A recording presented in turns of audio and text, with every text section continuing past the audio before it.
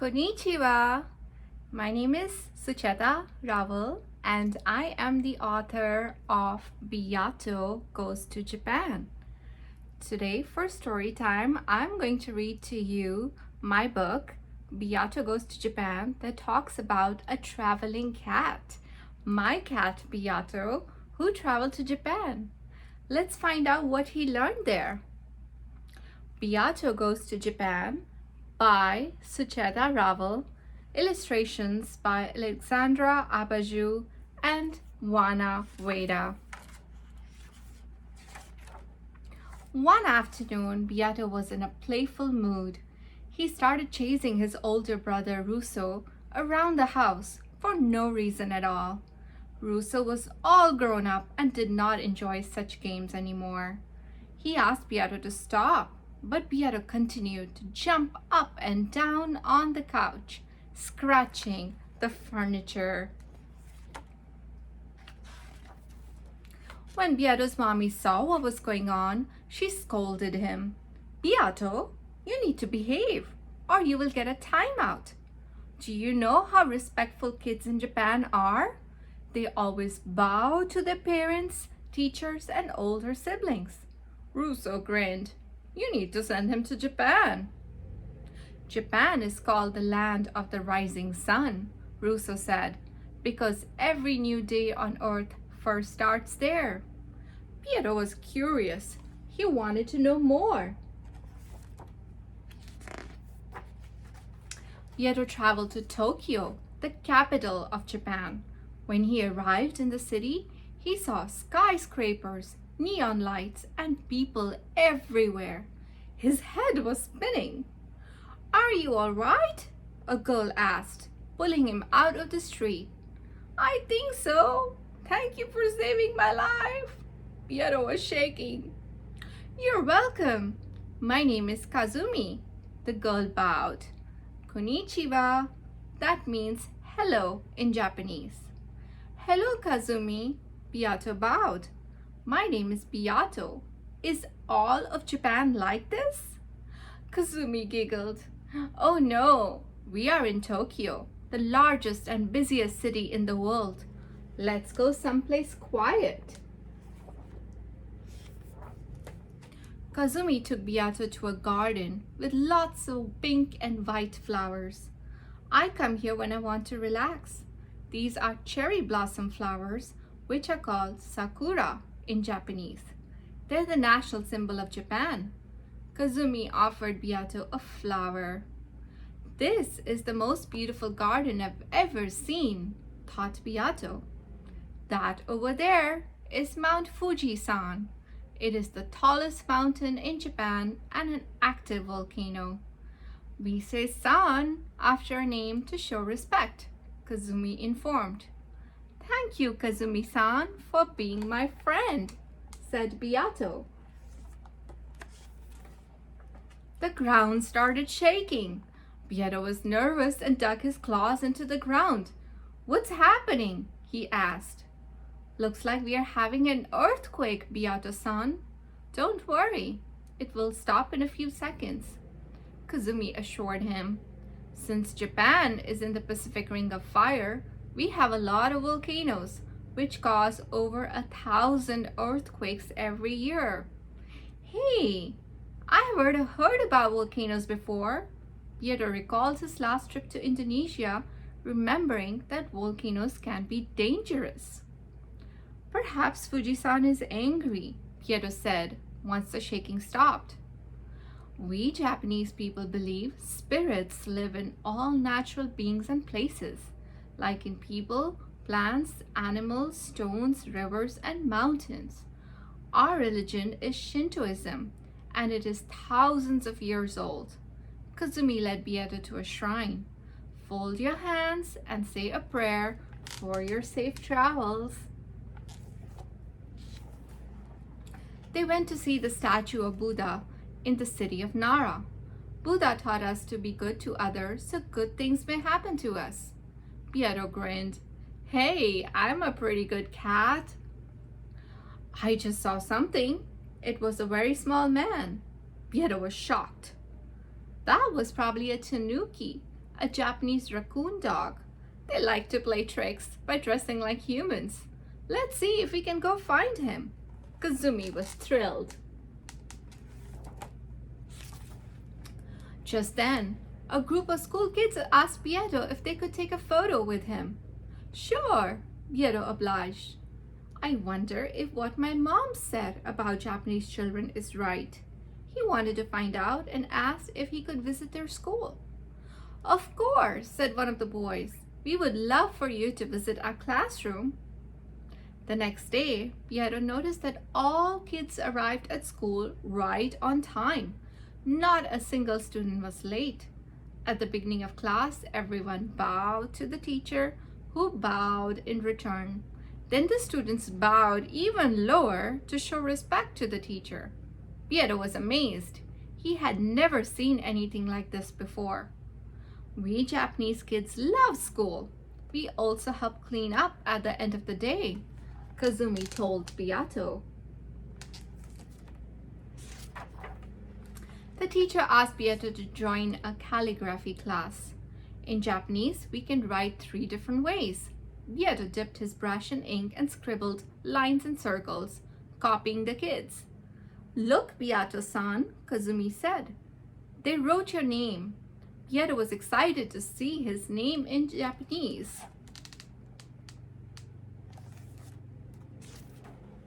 The kids moved to another room for playtime. Kazumi was ready to show Beato her judo moves.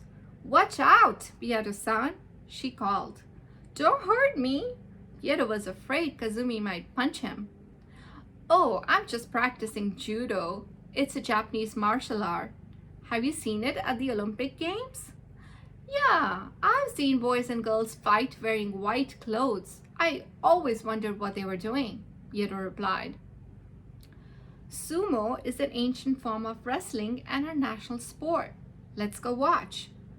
Wow, they slam into each other in their underwear, observed Beato. Kazumi shook her head. That's their uniform. Professional sumo wrestlers eat a special diet and exercise daily. If you're big, then it's easier to win.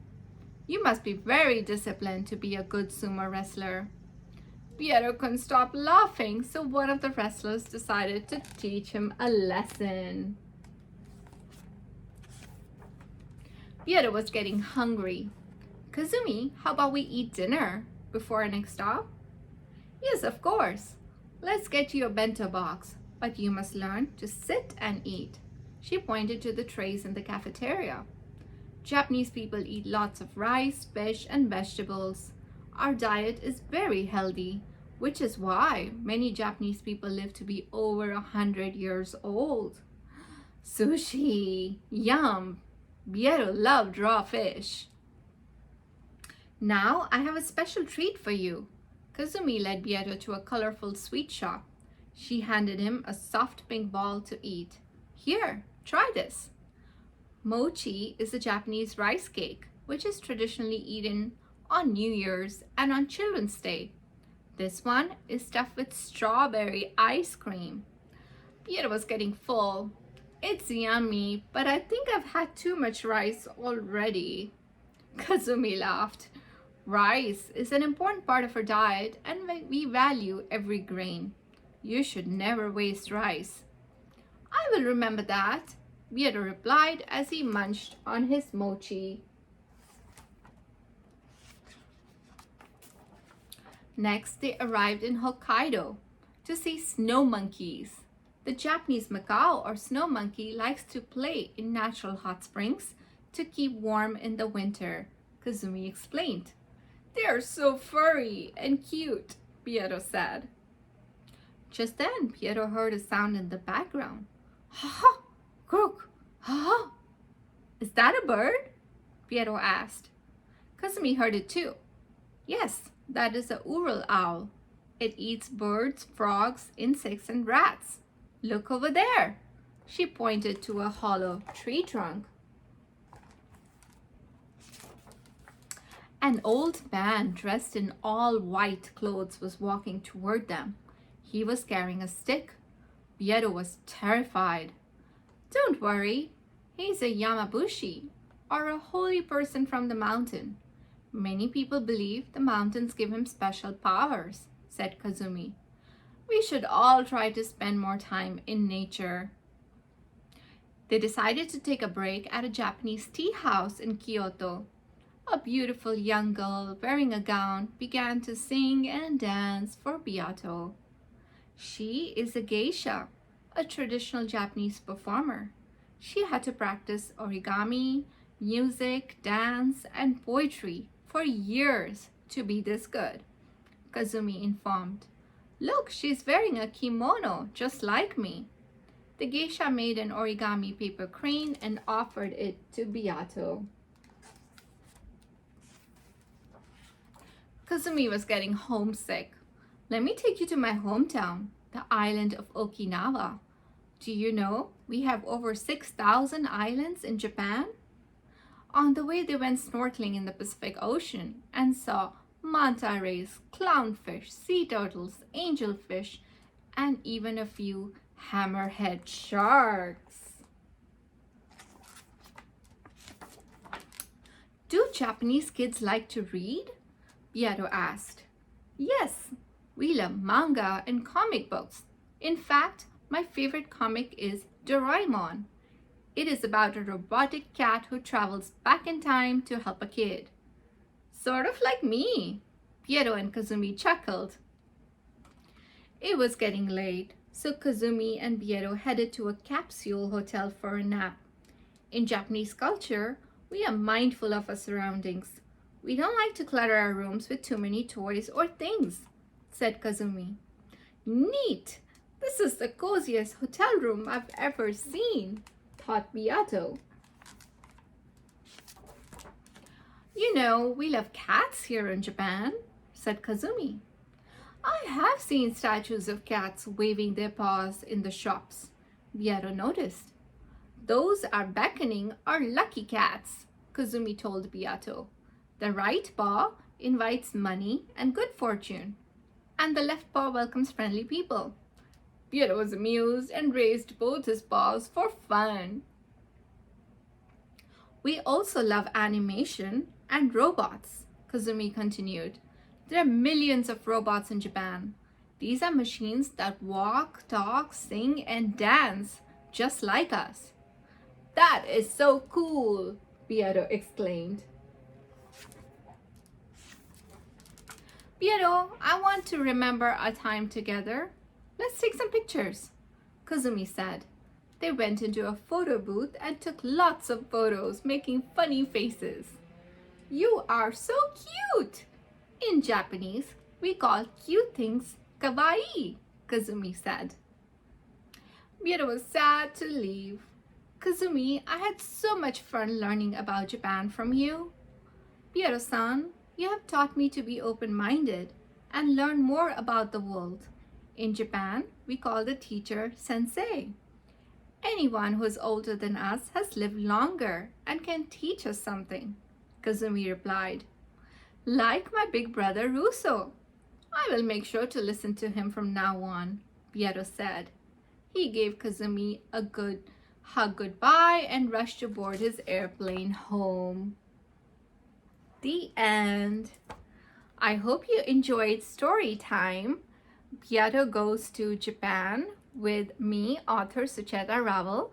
And if you want to get the book yourself, you can get it on Amazon, Barnes & Noble, Books A Millions, even Walmart.